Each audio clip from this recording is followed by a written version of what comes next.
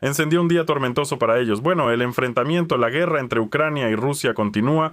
Y en esta noche se realizaron ataques contra Rusia nuevamente desde el lado de Ucrania y viceversa. Rusia respondió atacando a Ucrania. Bueno, un día tormentoso. Entonces, el enfrentamiento, la guerra entre Ucrania y Rusia continúa. Y en esta noche se realizaron ataques contra Rusia nuevamente desde el lado de Ucrania y viceversa. Rusia respondió atacando a Ucrania. Y hoy también discutiremos la posibilidad de un ataque nuclear contra Kiev, con lo que están amenazando nuevamente desde Moscú. Allí ya se están llevando a cabo, se podría decir, conversaciones bastante serias. Bueno, vamos a empezar. Miren, lo primero es que esta noche se realizó un ataque con esos mismos misiles Flamingo contra Volgogrado. Y no solo contra la ciudad, sino contra un objetivo militar, una fábrica que suministraba ciertos módulos para misiles de largo alcance, como los Iskander. Así, en la noche del 27 de junio, Volgogrado fue atacada por drones y esos mismos misiles Flamingo que alcanzaron el Centro Federal Científico y de Producción Titán Barricadas. Esta es una de las empresas clave para el complejo militar industrial ruso. Aquí se muestra más o menos cómo sucedió esto.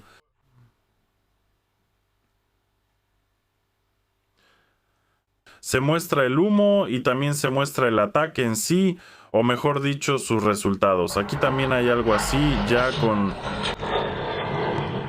el contorno del misil, por así decirlo, y probablemente aquí también se muestra el vuelo del misil, es decir, se ve claramente.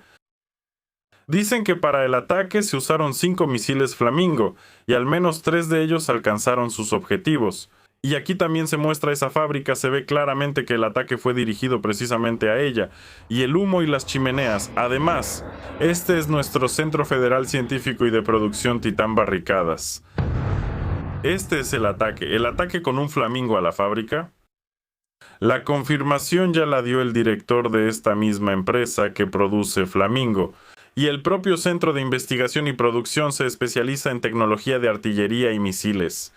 Según datos abiertos, es la única fábrica que produce lanzadores para el complejo Iskander-M, los nuevos misiles de la Federación Rusa relativamente nuevos.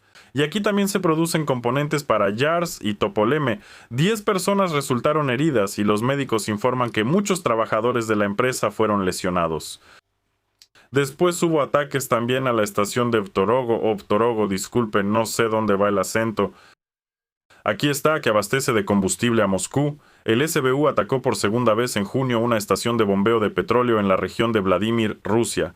Y aquí resulta que se realizó un segundo ataque directamente a la estación, que bombea productos petrolíferos ligeros a los puertos de exportación y a los consumidores internos. El diésel de esta instalación va al poliducto del anillo de Moscú. Y luego va a los grandes depósitos de combustible alrededor de Moscú. Parte de la producción se exporta y otra parte se queda en la Federación Rusa. Los drones impactaron en los edificios técnicos de la estación, después de lo cual ocurrió una detonación. El problema con estas refinerías es que no siempre se pueden reparar rápidamente. Ahí puede tomar de un mes a 2 o 3 dependiendo de la complejidad y la magnitud de los objetos afectados. Y la dificultad también está en que en cuanto terminas de reparar llegan nuevos drones. Así fue, por ejemplo, con las subestaciones eléctricas ucranianas ahí, bueno, con todas las instalaciones. O sea, reparas, especialmente es difícil conseguir turbinas, por ejemplo, porque no es algo que puedas fabricar improvisadamente o arreglar con un alambre. Eso hay que pedirlo, hay que instalarlo, ajustarlo y en cuanto terminas todo eso llegan nuevos ataques, ya sea bombas o drones y todo se destruye de nuevo. Lo mismo, el mismo problema ocurre con las refinerías. Las refinerías en primer lugar son técnicamente complejas, no es solo una bomba con una tubería, ahí realmente hay módulos complejos que tampoco puedes improvisar. Y en cuanto terminas todo, llega un nuevo aparato, un dron o un misil y todo eso es bombardeado porque bueno, así es como pasa. Al final, los problemas con la gasolina ya se han revisado. Bueno, vamos a ver hasta el final. Esta operación se llevó a cabo en el marco del proyecto de 40 días que fue asignado por Zelensky. Es una operación bastante extraña. Un poco más adelante también hablaremos de eso. Y en cuanto al combustible, aquí hay toda una crónica de la crisis de combustible en la Federación de Rusia. Y se dice que estos problemas comenzaron hace aproximadamente un mes y no desde el día 21 de mayo, cuando Peskov declaró a los periodistas que no esperaba una escasez de combustible. Pero sabemos que, en cuanto el gobierno de cualquier país, especialmente los de estilo soviético, declara que no hay que esperar algo, es precisamente eso lo que debemos esperar. Lo he dicho muchas veces, si el gobierno dice que no habrá problemas con los productos, hay que ir a comprar precisamente esos productos que supuestamente son los más confiables, los que dicen que definitivamente estarán disponibles porque probablemente serán los primeros en faltar. Lo mismo pasa con la moneda. Si les dicen que de ninguna manera vayan a los bancos, que no cambien la moneda nacional por dólares o euros, vayan de inmediato y cámbienla. Mejor aún, háganlo antes de ese anuncio porque habrá filas. Pero en cuanto las autoridades declaran firme y claramente que no habrá ningún problema con la moneda, siempre, en mi experiencia, siempre los ha habido. Lo mismo pasa con el combustible. En cuanto Peskov empezó a decir que hay combustible de sobra, que no habrá ningún problema, pues justo ahí empezaron los problemas. O sea, 10 días después, el 31 de mayo, ya introdujeron vales para la gasolina en Crimea. Al día siguiente, en las principales cadenas de gasolineras se acabaron, y de ahí siguió todo, ya se estaba haciendo en toda Rusia. Se prohibió la exportación de queroseno de aviación, lo cual no ayudó mucho. El 3 de junio aparecieron informes sobre restricciones en la venta de gasolina en Moscú y la región de Moscú. Algunos comentaristas, especialmente brillantes, todavía dicen que no hay nada de eso. En Sebastopol implementaron códigos QR, pero luego incluso esos dejaron de funcionar. Ahora, Aksionov anunció que hay un estado de emergencia. Ayer anunció el estado de emergencia en toda Crimea. Que no hay combustible.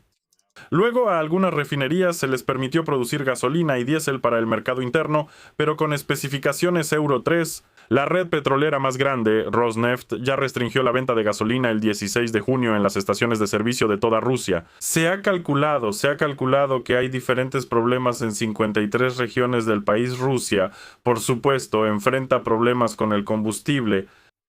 En 2 días, las Fuerzas Armadas de Ucrania, del 16 al 18 de junio, atacaron la refinería de Moscú, que también es uno de los recursos más importantes. En Crimea dejaron de vender gasolina el 21 de junio. El 22 de junio, Avito, Ozon y Wildberries prohibieron los anuncios de venta de combustible. El 23 ya empezaron los problemas en Siberia, incluso en Yanty-Mansi, el distrito autónomo de Yanty-Mansi. De hecho, ocupa el primer lugar en extracción de petróleo en Rusia. Al parecer no hay refinerías allí. Y al final resulta que el zapatero anda sin zapatos. Ese mismo día, el 23 de junio, Alexander Novak le informó a Vladimir Putin sobre la situación del combustible. Declaró que es complicada pero controlada. Luego le pidieron a Kazajistán que vendiera, y después estos problemas empezaron a crecer. Todo esto ya está afectando incluso al transporte público. Allá en Irkutsk, Jurgan, Vladimir, Ivanovo y Kaluga aumentaron los precios del transporte. Y el 26 de junio, ese mismo viceprimer ministro declaró que las reservas de combustible en Rusia son suficientes para todos. Y como pasó en 1998, no habrá default. Por supuesto, luego Zelensky se destacó al aprobar una operación del SBU para obligar a la Federación Rusa a la paz.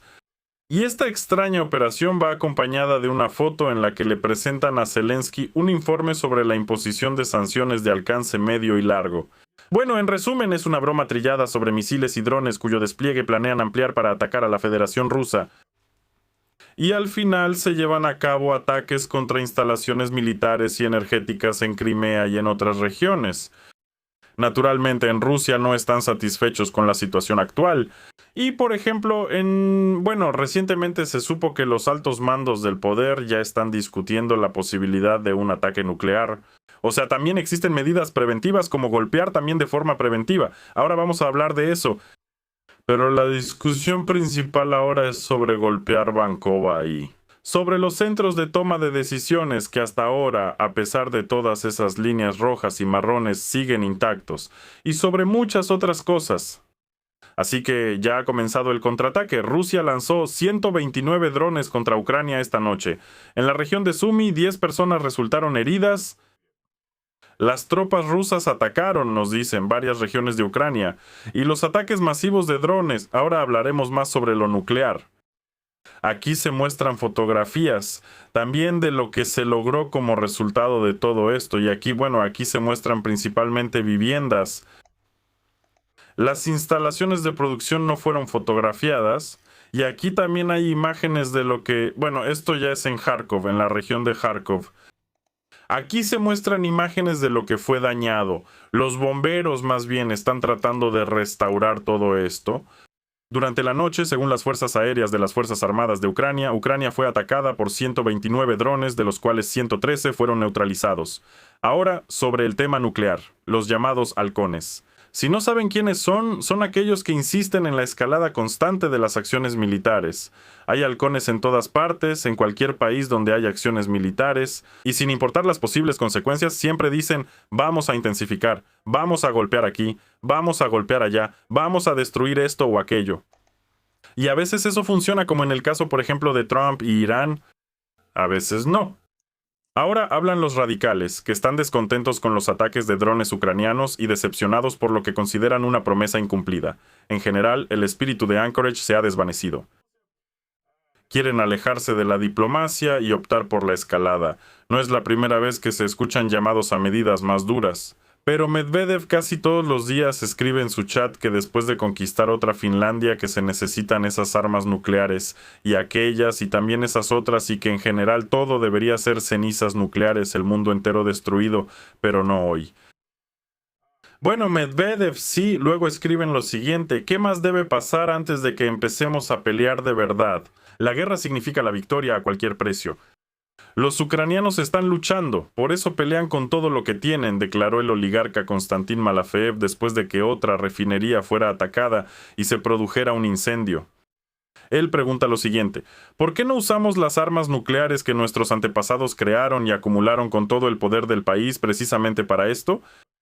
Ahora muchos de los llamados corresponsales militares y nacionalistas están pidiendo, por ejemplo, hacer que las grandes ciudades ucranianas sean inhabitables precisamente mediante bombardeos. Otros dicen que es hora de rechazar las negociaciones de paz y que se necesitan ataques sistemáticos, aunque al parecer hasta ahora se llevan a cabo todos los días y todas las noches. No sé qué más podría ser sistemático ahí, aparte de un ataque nuclear, pero en general todo esto ya se está haciendo al límite de las posibilidades. Y también se informa que el Kremlin por ahora no cede a los llamados a usar armas nucleares, porque todos entienden perfectamente cómo terminaría eso. No solo Rusia tiene armas nucleares, y allá también hay llamados. ¿Y si atacamos a Inglaterra, y qué? Bueno, pero esos llamados solo pueden venir de personas que no entienden en absoluto qué es un ataque nuclear. Por cierto, ahora Rusia también ha empezado a lanzar ataques similares contra Ucrania. Aquí tengo información, o sea, ataques contra las refinerías de Ucrania. Aquí, incluso sin armas nucleares en general, hay con qué actuar. Y los expertos ya están diciendo que, bueno, en general, en Ucrania empiezan a haber problemas con el combustible, especialmente en las regiones cercanas al frente. ¿Cuál es la idea? Cortar las rutas logísticas en las regiones cercanas al frente para debilitar a los grupos militares que operan ahí. Luego desmantelar, saturar las estaciones de servicio y dejar en general algo así como un desierto de combustible, digamos. Es natural que el equipo militar requiera una enorme cantidad de combustible. Varios expertos ya están hablando de esto. Aquí, por ejemplo, uno de ellos, sin sarcasmo, de verdad les preguntaron a los expertos si se expresan bien. Es bueno cuando la gente hace lo que sabe hacer. Una vez invitaron a un señor mayor, vino directo del apiario y empezó: bueno, está bien, mejor no hago el chiste después. Por supuesto, se puede hablar de los problemas con el abastecimiento de las regiones cercanas al frente. Es una verdadera desgracia. Y esto es real, es decir, decenas de objetivos ya han sido atacados por drones. Esto sucede literalmente todos los días. Hay un gran problema con los camiones cisterna. Los conductores simplemente no quieren ir. Bueno, es lo mismo que hace Ucrania. En general hay una respuesta por parte de la Federación Rusa, solo que antes no se hablaba mucho de eso. Pero ahora los expertos están sacando a la luz esa parte más baja del iceberg. Porque de verdad hay regiones en Ucrania donde prácticamente no quedan gasolineras. Y hay gasolina justo en el combustible, no hay problema. El problema es que no hay dónde cargar combustible. Eso es lo que pasa. En esas regiones, pues sin duda hay un problema. Intentan resolverlo como con redes de protección, refugios móviles para el personal, algunas barreras, pero bueno, digamos así. Bueno, sí, en caso de un ataque con armas poderosas, todas esas barreras. Y aquí uno de los expertos cuenta lo mismo. Ahora hay que entender que todas nuestras gasolineras están marcadas en Google Maps. Sí, el problema es que naturalmente las gasolineras se marcaban en Google Maps en tiempos de paz, se recorrían, había fotos, todo eso se subía no solo a Google Maps. Bueno, ¿y ahora qué? Ahora se usan esos mapas de Google igual que cuando bombardearon a los del centro de reclutamiento, y luego decían que no se podían usar teléfonos dentro para quienes habían sido reclutados a la fuerza, porque podían revelar la ubicación del centro de reclutamiento, SP, SPO o del SBU, por ejemplo. Aunque todos ellos están marcados en los mapas, todos se ven perfectamente en Google. El primero que sale en la búsqueda si pones centro de reclutamiento de tal ciudad, ahí lo muestran. No se entiende qué secretos se pueden guardar ahí. Lo mismo pasa con las gasolineras. Ahora hay alrededor de 6.000 en toda Ucrania. Ya hay lugares donde se transmite. Resulta que hay alrededor de 6.000 gasolineras, es decir, se conoce la cantidad total de gasolineras en Ucrania, son 6.000. Gracias. En Tennessee no hay ninguna gasolinera. Hay ciudades como Yarkov, hay ciudades como Zaporilla, donde las gasolineras corren el riesgo de ser destruidas todos los días. Y todos los días hay ataques. Por cierto, tengo un par de videos de ahí. Bueno, realmente están recibiendo ataques serios. Y la cantidad de combustible disponible tanto para la población como para fines militares se está reduciendo gradualmente. Los negocios no tienen ningún contacto con las autoridades. No hay posibilidad de comprar redes antidrones, ni posibilidad de instalarlas de alguna manera, ni de recibir asesoría sobre cómo se hace correctamente. Porque, bueno, los negocios no son especialistas en el tema de las redes antidrones, en las redes. No hay ningún contacto. Bueno, eso ya es un problema del negocio. De verdad, en Ucrania hay un problema enorme con los negocios. Y la verdad no entiendo cómo sobreviven los negocios pequeños y medianos. Bueno, los grandes todavía, está bien. Por eso respeto a quienes me ven desde Ucrania, a quienes tienen pequeños y medianos negocios, a quienes sobreviven y todavía logran ganar algo. La verdad yo mismo no lo entiendo. Yo mismo tuve varias pequeñas empresas allá en Ucrania, pero en ese entonces no era tan fácil y ahora pues mucho menos, por eso respeto. ¿Y qué? Y vamos a ver a los líderes islámicos a la luz de los resultados. Porque una cosa es cuando nos muestran información sobre las dificultades, y otra es cuando sale algún tipo barbón que parece Chewbacca y cuenta que todo está bien, que todo está bajo control, que todo eso es una operación psicológica, que no hay ninguna pacificación, que nosotros somos más fuertes. Ahora, si empezamos a avanzar, vamos a llegar hasta Sajalín con esa tuba y todo eso. Bueno, por ejemplo, hay uno conocido entre todos estos, un líder muy interesante y notable de Ucrania. Omelian, que antes construía una red de esos Hyperloops de Elon Musk, construía su propio Hyperloop de Elon Musk, pero lo construía para sí mismo en su propio bolsillo. Y luego sirvió unos días en las Fuerzas Armadas de Ucrania, aquí también tomó algunas fotos más. Y cuando empezaron a acusarlo oficialmente de estar evitando el servicio militar, empezó a evitarlo oficialmente y huyó al Reino Unido. Y desde el Reino Unido cuenta, primero, cómo lo persiguen por sus convicciones políticas, de repente, básicamente por sus convicciones, de repente se volvió opositor. Y en segundo lugar, sigue insistiendo en la movilización, en la guerra. Bueno, desde el Reino Unido ya entienden, en fin. Y vamos a escuchar lo que él cuenta. Cambia las prioridades en la defensa de nuestro Estado. Es decir, son drones, son todos los demás medios que atacan al enemigo.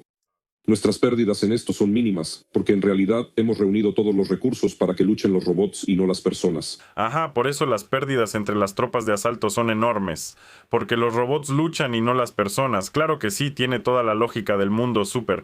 Lo que me gusta de Amelian es que siempre tiene una lógica negativa tan poderosa que hasta necesita lentes especiales. Porque de esa radiación ionizante que atraviesa todo el universo hasta los lentes, ¿ves? Se caen, hay que esconderse. Y también recomiendo mucho que cuando escuchen a Amelian se pongan algún tipo de protección. No la que están pensando, sino otra. Y así tendrán la máxima probabilidad de regresar vivos, completos y en buen estado. Bueno, entonces, ¿por qué huiste si había tantas probabilidades? Eso me da curiosidad. Él mostraba la pierna, su pierna, que supuestamente le rompieron ahí con una bala, un proyectil o algo así. Se la vendó con una sola capa de venda y dijo que estaba herido. Con un peinado perfecto se tomó una foto en algún búnker en silla de ruedas al estilo de Timoshenko. Y ahora transmite desde el Reino Unido diciendo que no da miedo ir al frente porque tienes todas las posibilidades de volver con vida. O sea, una persona en edad de ser reclutada se escapó. O sea, es un evasor. Oficialmente tiene un caso penal abierto en su contra en Ucrania. Él huyó por miedo al frente y ahora dice que se puede regresar vivo del frente. Bueno, la verdad yo pues no tengo palabras. A la vida civil, y tú cumpliste tus 2 o 3 años de servicio. Regresaste a la profesión civil con la que empezaste. Dima Torsok, Dima Kade, regresaste. ¿Y él? Bueno, en fin. Este tipo, claro, es sumamente interesante. Hay por supuesto otros también. Aquí por ejemplo tenemos a un hermano cosaco. Ahora te lo muestro. Aquí está. Él regularmente ahora en lugar del evasor muestra a este y cuenta que la posición de una persona en el ejército depende de la persona misma. Bueno, obviamente se toma fotos o mejor dicho graba videos en algún lugar, en alguna habitación, claramente. No en un búnker, no en una trinchera, afeitado, con los cachetes bien llenitos. Y habla sobre el ejército, porque obviamente también es un luchador del frente invisible, de esos que todos los restaurantes de la zona ya esperan, pero la verdad todavía le falta madurar. Todavía le falta mucho para llegar a ese superarmamento, pero de todos modos le echa ganas. Se nota de inmediato. Al principio, en la gran mayoría de los casos, la actitud hacia cualquier persona que entra al ejército... En la unidad, en la gran mayoría de los casos, la actitud hacia cualquier persona que llega al ejército depende exclusivamente de lo que haga para la unidad. Un Landshopper moscovita. Y eso que ahora se está llevando a cabo una investigación, luego les contaré más, contra la unidad Scala, algo así como cercana a Sirsky. Y ahí les hicieron de todo a esas pobres personas, incluso en el frío los rociaban con agua y con algunas sustancias desagradables. Y parece que incluso hubo casos de violencia sexual. Los paseaban boca abajo en esos mismos cuatrimotos, en resumen, los torturaban de todas las formas posibles. Y este personaje nos dice que la situación de una persona depende solo de su actitud hacia el ejército y al parecer de su autoestima. La verdad no lo sé. Eso es lo que se escucha en la televisión, tanto que incluso la periodista lo mira con sospecha. Además, hasta las autoridades ucranianas ya destituyeron al comandante de ese mismo Scala. Ah, eso ya dice algo, porque normalmente no castigan a nadie. Ahí los del centro de reclutamiento matan, ahí lastiman a la gente y andan como si nada, presumiendo lo que hacen. Pero aquí lo destituyeron, eso ya es otro nivel. Esto me recuerda de inmediato la historia de Saltichija. Saltikova era una terrateniente que torturaba a los siervos en la Rusia zarista y llegó a tal nivel de violencia en su hacienda que incluso las autoridades zaristas prestaron atención a eso, lo cual en principio era imposible. O sea, cada quien hacía con los siervos lo que quería, cambiar una familia por un perro de casa, adelante, separando a los niños de los adultos, ahí golpear con látigos o con un batog, adelante, no había problema. Pero en su caso llegó a tal nivel que la encarcelaron y hasta donde recuerdo murió en cautiverio, así terminó esa historia. Y aquí nos cuentan que no, que en Ucrania no pasa nada de eso, todo es paz, calma y pura tranquilidad. Genial. Si una persona realmente vino a esforzarse y aportar, me interesa. ¿Dónde se esfuerza este tipo? Disculpen la expresión, pues no se ve que ande arrastrándose por las trincheras. Si una persona realmente viene a aportar al trabajo en común, siempre tendrá una muy buena relación tanto con el comandante como con las personas que sirven con ella. Cuando yo estaba en las unidades de asalto, nunca tuvimos un miembro de la unidad de asalto. ¿Nunca hubo de qué tipo? Que él era un asaltante con bollos. Bueno, tal vez él es vegano, por lo que parece, no es tan así, pero hay unos soldados de asalto que los ves y piensas, Dios mío, asaltas restaurantes todos los días, ¿cómo aguantan eso? ¿Y qué? Y luego está esa diputada, se llama Rudik, vive en Estados Unidos, pero por alguna razón viene a Ucrania solo para decir un par de cosas. Un híbrido de un joven Lenin con un joven esposo está sentado a la izquierda, y obviamente su apariencia dice que esa tal Rudik nos está diciendo alguna tontería. Porque Ucrania ahora está creciendo como un estado que será, sí. Sí, está creciendo, wow, ¿y en qué dirección? Tal vez hacia abajo, o hacia arriba, o hacia los lados, o en diagonal. ¿Cómo está creciendo? Por favor, responda. Tal vez no es en un espacio euclidiano y ahí se observa un cierto crecimiento que no está relacionado con las dimensiones que conocemos. Es posible, pero entonces el joven Lenin se quedó dormido. En fin, aunque tiene sus lentes rosados, no le ayudaron a ver el futuro brillante. Se quedó dormido y ya. Imponer sus condiciones tanto a sus vecinos como a la Unión Europea. Ah, ya veo, y Ucrania le dicta sus condiciones a la Unión Europea, entiendo, bueno. Primero, no pensamos entregar nada. Segundo, no pensamos rendirnos. Y ahora... Y tercero, enviemos a Rudak al frente, a ese frente, para que haga algo ahí. Junto con Tipcom antes de esto, y también con ese Amelian anterior, reuniremos a todos y los enviaremos. Por eso, ayuda para poder presionar a Rusia. Presionada. Me pregunto con qué presionará esa misma Rudak. La verdad no me imagino bien con qué podría presionar ahí, pero tal vez tenga algunas formas secretas de armamento que use. Puede ser. Bueno, esas son las historias que tenemos, es decir, continúa el ataque contra Rusia y de manera similar ya ocurre contra Ucrania. Todo gira, la rueda de la violencia sigue girando, todos los halcones están satisfechos. Bueno, y nosotros esperamos la paz, poco a poco esperamos. Yo voy a tener la esperanza de que esta espera termine y que finalmente la veamos. Adiós a todos. Que no hay que tener miedo de decirle la verdad a la gente. Debemos ser más responsables. Y eso también hay que enseñarlo y decir que las personas tienen deberes además de derechos.